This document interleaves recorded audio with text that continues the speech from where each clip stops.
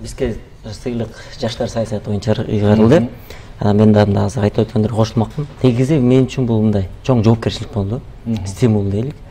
Ошо баягы күнү айттык, сыйлык тапшырылып атканга чейин андай деле бир сезим болгон жок негизичи. Ошол күнү бардык, бирок ошол сыйлык башталып азайып башталып аткан эң башында алгандан кийин ана толкундап баштап берсиң.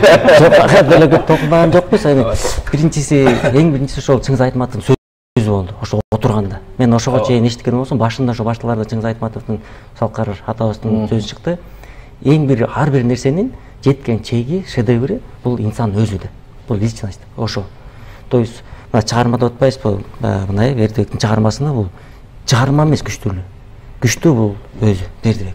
Канчалык Бердибек ошончолук шедеврге айланса, чыгармасы да айланат дегендейчи.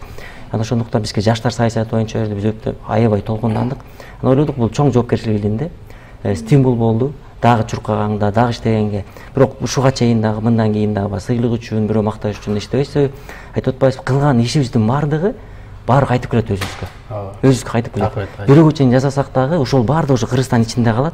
Ошол нерселер бизге кайтып келет. Бизге жетпесе дагы ал биздин балдарыбызга кайтып келет. Биз ар бир кичинекей кирпичтен коюп мамлекет соңдоп алсак, биз ошону көрбөй калсак дагы баары биздин балдарыбыз көрөт. Ошондой максат менен жасаш керекпиз да. А сыйлык бул болгон түрткү болду. Биз өзүбүз баягы илимде жүргөндө деле мурун студент кезибизде деле жардам берип, бир кичинекей балдарга компьютер сатып берип, кайрымдуулук концерттерин өткөрүп элек. Кийин анан баягы фондубуз ачылганда, Аскар Салымбеков фондубуз ачылганда 9 жылдан бери илимде, бизнесте, чыгармачылыкта жүргөн жаштардын баарын колдоого аракет кылдык.